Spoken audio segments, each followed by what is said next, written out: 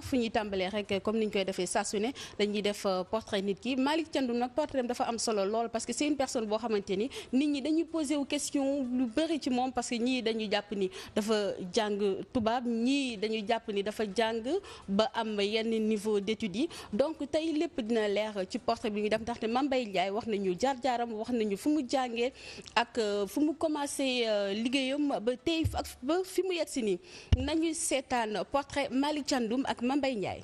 Miss melokaan dikkat yi bi la yoon fas yéene wàcc ci arène communicateur yi tur ba mu ne maa ngi tudd Malick Thiandoum foo dëkk mu ne maa ngi juddoo ca Ngaay Mexe di séeréer piir nag si bàyyi sama yaay di Safeen samay at mu ne séentuma ci juróom fukki at yi ndax am nga soxna mu ne aha kay première daan benn soxna laa amagum sama njàng mu ne nanu ko dëxëñ primaire maa ngi ko defoo ci école 1 bu Ngaay secondaire ma defee ko ci CM Mourad Ndaw sa Mexe second jàpp terminal ma defee ko sa Blaise Diagne sama Dóor waar mu ne jàppal maa ngi amalee doon professeur français sa collège Soxna Asta Bara Mbacké ñu ne déetawaay ñu def ma surveillant général Malick Thiandoum mu ne jot naa liggéey sa imprimerie bu école polytechnique bu Thiès si noonee ci laa fëgg nag buntu bande FM yi sa Thiès FM def naa fa ñetti at te fayekoo ma dara naka noonu la ma matax si laa kon rek recruté CRTS 1 ma def fukki at ak ñaar jàpp fukki at ak ñett tey ji nag maa ngi si groupe des médias nekk Sen TV comme chef desk sport kon mu ngoog Malick Thiandoum sa na muy communiqué Malick Thiandoum sa na muy waxee Malick Thiandoum sa na muy sañsee lépp dina leerax ñi seen xel màcc jëm ci wàll gi kon Miss melokaan Aminata Dramé gan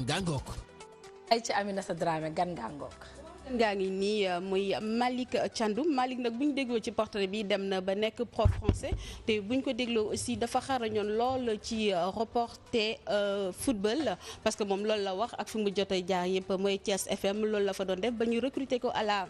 RTS ba tey jii mu ñëw si ñun donc kon leer na xam ngeen Malick Thiandoum fu mu jaar Malick Thiandoum ci jaar-jaaram jot na fi nekk prof français ça ne nous étonne pas loolu moo nekkoon portrait Malick Thiandoum léegi dañuy dem rek ci deuxième partie bi mooy Malick Thiandoum nan la gisee communication ak journalistes yi wax nañu nan la ñuy gisee communication Malick Thiandoum ci ay forces ak ay faiblesses am mais communication yemul rek ci kàddu mais port vestimentaire bi tam ci la bokk wax nañu ci loolu tamit seetaan élément yi. Sport jafe na tuuti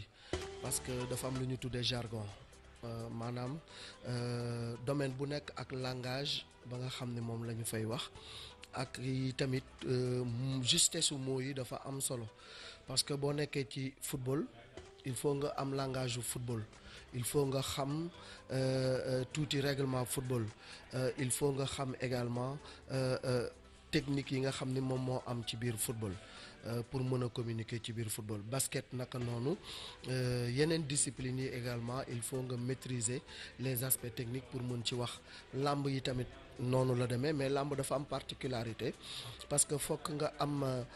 déjà li ñuy tuddee ngéwél maanaam saf xorom foog nga def ko foog nga dégg olof itamit foog nga xam technique yi nga xam ne moom mooy technique yi mbër yi di utiliser ba bu ñu jàppante nga xam nii lañ jàppante ku daan moroomam nga xam nu mu ko daane. li ñu mën a wax daal mooy journaliste la boo xam ne il est incontournable dans son domaine qui est la lutte aujourd'hui suñu waxee làmb Malick Thiandoum ngay njëkk a xalaat. c'est un polyvalent dans le domaine si surtout lutte dafa xarañ mun na aborder football mun na aborder lutte mun na aborder yeneen discipline. c'est un très bon communicateur parce que gis nañu ni au-delà du fait que mi nga xamante ne mu ngi koy def dans le journalisme aussi avec quand même beaucoup de professionnalisme gis nañ tamit ci làmb gi aussi am na li nga xamante ne apporté na leen ko. am na ñi nga xam mooy les journalistes people yi nga xam dañuy ñëw par moment. di poser peut-être ay questions yi nga xamante ni qui n'ont rien à voir ak li nga xamante ni moo di aspect sportif bi te très souvent Malick Thiandoum gis nañ ko ci ay prestations très souvent boo amee ay cas de dérapage en tant que régulateur dana reprendre la parole pour essayer en tout cas de revenir à l'essentiel. Moi je pense que côté googu quand même il est en train de faire un très bon boulot. man dama jàpp ni que véritablement bu amee tamit ay défauts mënu ma la ne particulièrement défaut bi la war a mën a am yaakaar naa ne que Malick Thiandoum tey jii bu ñu doon wax ci ay mbiram ci làmb yaakaar naa ni ay qualité la ñuy gën a gis ko ay défauts. il a tendance à ne pas maîtriser ses émissions comme cérémonie religieuse yi je l'ai vu gis naa ko mu def ay commentaires yoo xam ne dafa génn tuuti cadre sa journaliste. et je crois que suñuy retenir défaut loolu la ñu mën a retenir défaut Malick Thiandoum. loolu mën nañ ko tuddee faiblesse parce que xam nga ñun dañu nekk d'abord doomu Sénégal nekk ay jullit am tarixa su may wax ci suma turandoo Seydi Hadj Malick wala may wax ci Seydi Aboubacar Sy beneen nit laay nekk. donc loolu aussi émotion bi pour ma gérer ko dina xaw a jafe tuuti bu may wax ci Serigne Touba Khadim Rasoul également bien vrai que man Tidiane la mais bu may wax ci moom tamit damay transcender wu ba nga xam ne léegi du ma mën a maîtriser suma ay émotion. gis naa lu muy solo lu ci ëpp yëre wolof gis naa ko lu muy sol gis naa ko mu koy sol par moment par rapport ak yenn cérémonie yi aussi dama koy gis muy sol li nga xamante ni moo di yëre tubaab maanaam costume cravate donc mais essentiellement su ma gis pour la plupart du temps yëre wolof lay sol donc mu di li nga xamante ni méngoo na ak suñu cosaan et ça permet aussi de vendre un tout petit peu le consommé local comme on dit. day alterner le modernisme et la tradition mais dans le port vestimentaire solo moom je crois que il est sobre.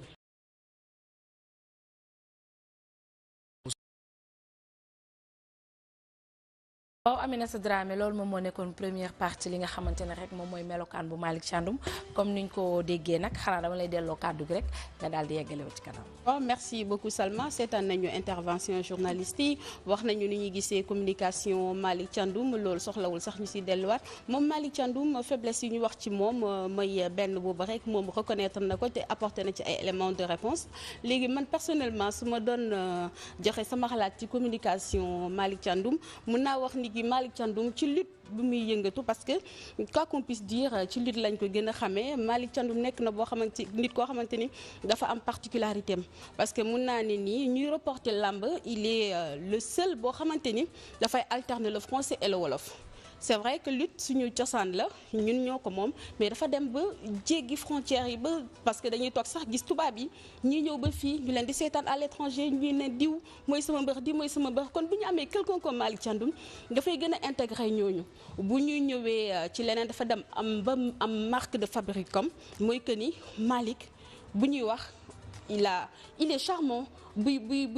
reporter buy wax ay dimanche mbëri bi ñu demee rek bay jàkkaarloo rek da ngay dégg Malick Thiandoum fekkente ni da ngeen am cardiaque prenez du sucre boobu aspect enseignement bi. voilà l'adrénaline moom si loolu marque na su fekkente ni dafay am redondance et que tout le temps loolu lay indi dinañ ko ñaax sax mu indiwaat yeneen parce que lu muy def rek day dem donc pour mu éviter redondance bi c'est intéressant parce que nit ñi. début bi gars yi bi ñuy waaj a bëri mbër yi non seulement que dañu am stress mais bu ñu déggee Malick Thiandoum côté boobu parfois day tax sax ñu gën a dal non seulement foofu mi ngi gën a dalal nit ki mais da ngay xam ni aspect enseignement baa ngi ñëw côté boobu te bu ñu xoolee Malick Thiandoum aussi ci liggéeyam c'est quelqu'un boo xamante ni du lu ndaw moo koy tax a jóg c'est quelqu'un boo xamante ni xale yu muy liggéeyal daf leen di bàyyi jàngal leen kon foofu tamit aspect enseignement bi ñëwaat na côté boobu Malick pour mu intervenir il faut que ça soit quelque chose de sérieux xam ni kër gi soxla nañ ko ci lay ñëw taxaw man l'homme de dernière minute laa koy waxee rek nga mel ni Doubalé Sakho rek bu yëf yi tàngee ci lay ñëw taxaw leneen loo xamante ne aussi mun nañ ko wax dafa am benn alternance codique que alternance codique mooy lan ci benn phrase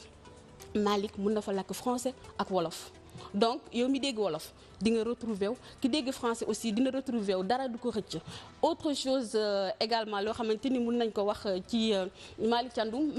bien vrai que il n'a pas une voix rauque mais sa voix passe Malick fu mu waxee rek nit ñi du ne lan lay wax parce que lu muy wax dafa leer dañuy dégg lépp lu muy wax macha allah donc en termes de communication je dirais pas que c'est le meilleur mais c'est l'un des meilleurs.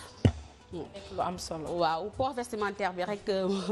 ma tënk ko laaj nañu ñi ñëpp wax nañu ko il prend soin de sa mise il est tout le temps correct bu dee yore olof la Malick est correct bu dee yore tubaab la correct na moom daal côté port vestimentaire amuñu lu ñu koy wax te vis-à-vis tamit ak nit ñi nekk na koo xamante ni il est courtois et très humble.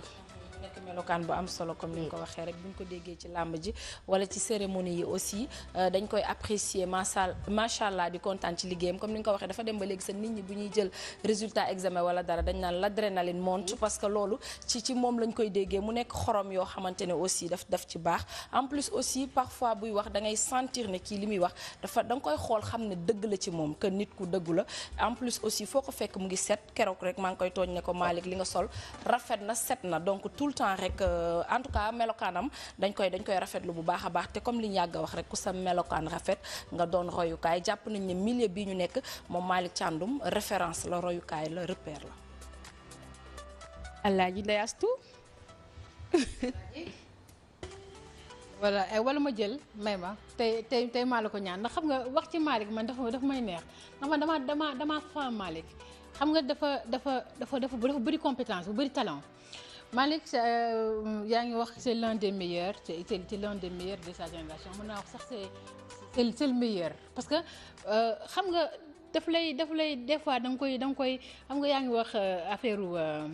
ci waawoon ak ñoom seen ñëpp xam nañ ne Malick c'est un Tidiane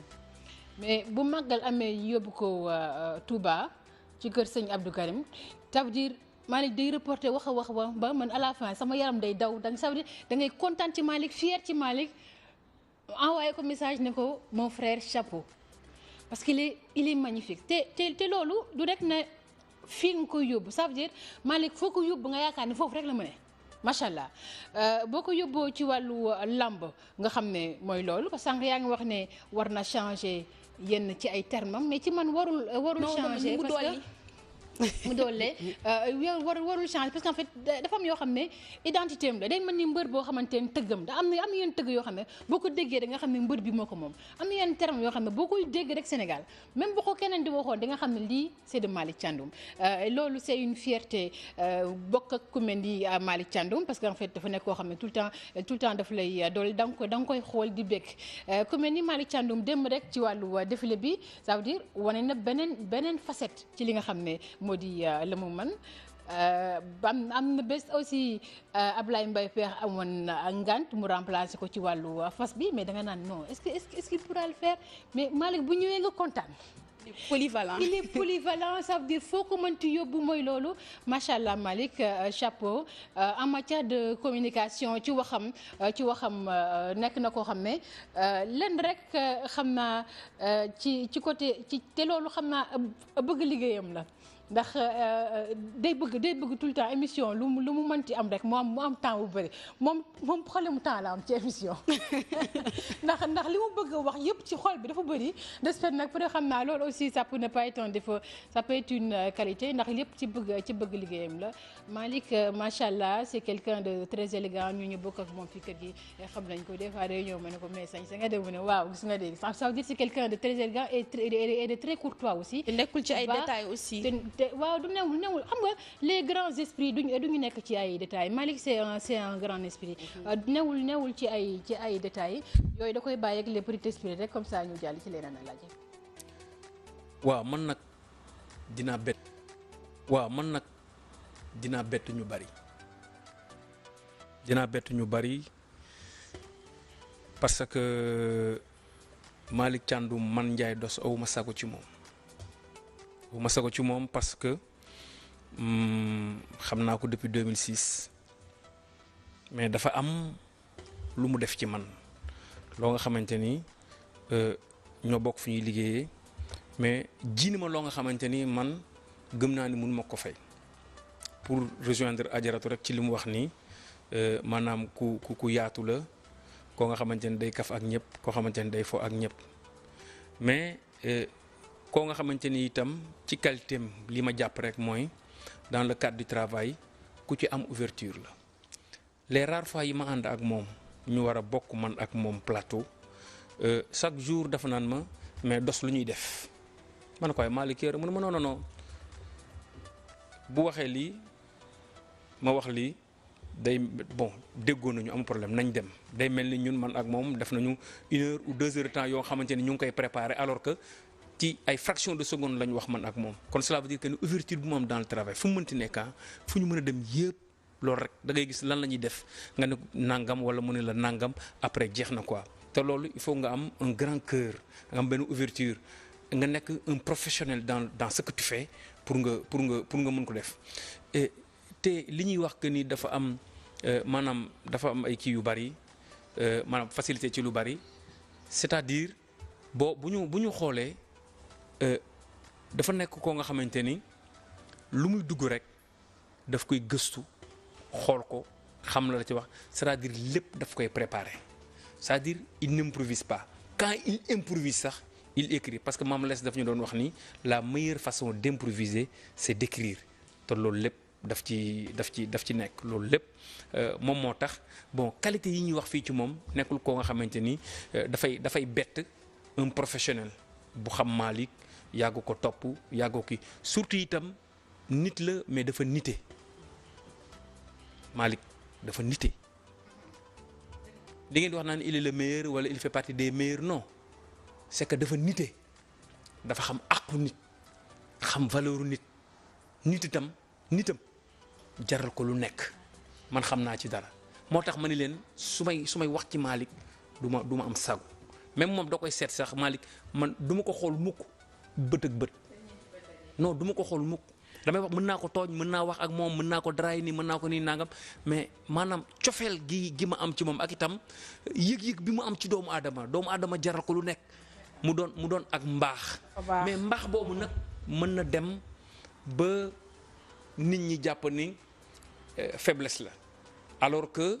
la mu ci jublu rek moo di am ouverture ba ku nekk gis boppam comme moroomam su ko defee liggéey bu ñu mën a bokk mën a dem ca kanam loolu moo tax à chaque fois lu mu dugg rek da cay génn ak ndam. waaw mu nekk loo xamante ne lu am solo la comme ni nga ko waxee dafa baax ba day feeñ ci kanamam Aminata Dramé baax rek moom moo am solo ñu jàll ci beneen élément bi. waaw nañu dem rek ci troisième et dernier élément mooy décryptage expert en communication Adama Sow la ñu communication El Hadj Malick Thiandoum. mooy que dafa am lenn lu jafe ci communication. dafa am image ou résilience. il n'a pas peur d'affronter image am. quel que soit nag image am lu mu jox ci nit yi donc moom forcément dafa am résilience deuxième chose il s'est trouvé un créneau qui n'était pas évident soo xoolee cursus am c'est un peu bizarre parce que Malick xam nga reporter nawetaan la woon en Ngaye talent am boobu justement moo ko may aura ba affaire am toq ci nopp autorité RTS à l'époque ñoom tax ñu jël ko mais bi ñu ko jëlee il a eu un positionnement difficile un peu à la RTS bi ñu soog a commencé mais il s'est battu ba trouver ci jungle reporter sportif il a trouvé un créneau il a fait son trou dans la lutte en particulier et ci lutte bi en dehors de Bécaye Mbaye amul keneen ku émergé woon en tant que image forte Malick Thiandoum s'est imposé ci lutte bi a imposé son image qui est souvent controversée aussi mais il l'a imposé parce que tey Bécaye il va bientôt certainement décrocher mais en dehors de Bécaye c'est Malick Thiandoum la ñuy wax depuis quelques années faiblesse am nag mooy malheureusement résilience am boobu daf ko yóbbu ci beneen extrémité genre bul faale la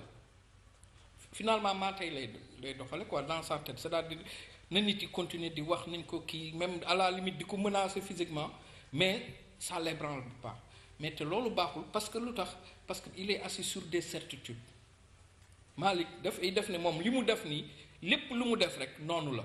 te du noonu. mën na segg critique yi jël li ci nga xam ne vraiment c'est de l'adversité segg ci yi nga xam ne aussi nit yi ñu koy wax parce que sinon